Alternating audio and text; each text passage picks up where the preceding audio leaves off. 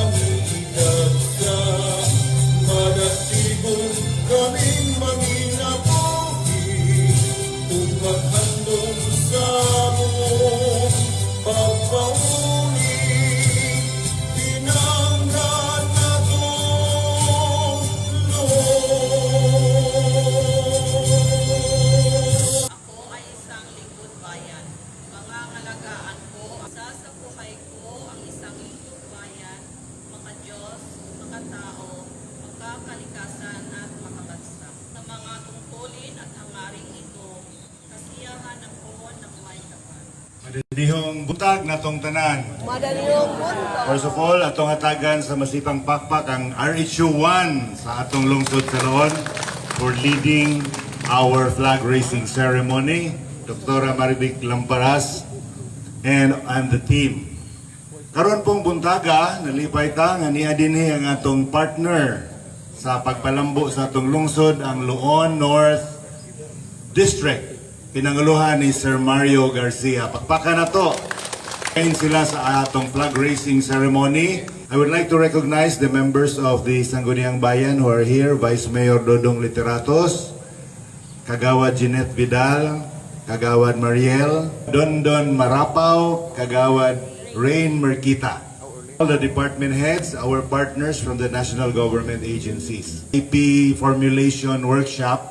But this week, atong himuon ang more detailed activity para sa paghimo sa atong annual investment plan. Last week, girepresent nato ang atong lungsod together with the MPDC office. Gitawag ta sa DepDev. Ano siya bag-ungan sa NEDA? Department of Economy, Planning, and Development. Man ta og inputs sa regional plan sa DepDev. So ato yung gipasiguro dito ang mga major undertakings sa atong lungsod. I made sure nga na dito ang geopark, patyo di preserve, kanang uplifted bitaw na to sa Loon. Kunya ang ato sandingan, kanang proposed bill nga, proposed law nga sandingan, kanang proposed bill nga proposed law nga kay bawa naman mo na yung mga taga-sandingan din pertig yung lisura tungod kay gideklarar siya pambi tanan hangtod maggama kag kasilyas ningali dong kag vice dodong mangayo kag ECC. Dikahon bitaw nga requirement Tory birds nga mutugpad na mga flora and fauna kana lang gi map out gyud na maura na siya pambi unya sa sandingan kana rang mangrove sa Kalayugan Norte o Kalayugan Sur. All others is free for development. Kay galis daghan jud tinuod galisod nga mag-isisi pa ka usa ka kilometro ang requirement kung gusto ka mo pa-develop. So the present situation is anti-development. So atong gikuan and it is the DepDev is taking cognizant. Ni-update na lang nato kung sa dagan sa bill. By the way, the new congressman has agreed to refile the bill. The Sanggunian maybe has enacted a resolution requesting Congressman Jan Gisnel Yap to Loon, eco zone, export zone sa Loon atong gibutang dito. WD atong dito ta sa Bagakay Kawayan to give 100,000 pesos cash sa usa ka centenarian sa Bagakay Kawayan. Ang apelido Bahalya. Of our agenda for the next 3 years nga healthy Loonanon family, himsog nga pamilyang Loonanon. Ang building murag hapit na siya mahuman og pintal. Ako lang gihangyo nga minimalist lang ang pintal sa main building. This is a heritage building, di ba Diko? 1952. Hilaman ni mga semento pertidyong liguna. Wa gyud ni mairog sa linog, no? So minimalist na nin ako being the central building. Aron murag ma-preserve gyud ang iyang murag pagkakaraan. But guwapa siya tan-awon kanila nga pintal. Okay? So, dayon ang atong pagtinabangay. Good morning to all of you.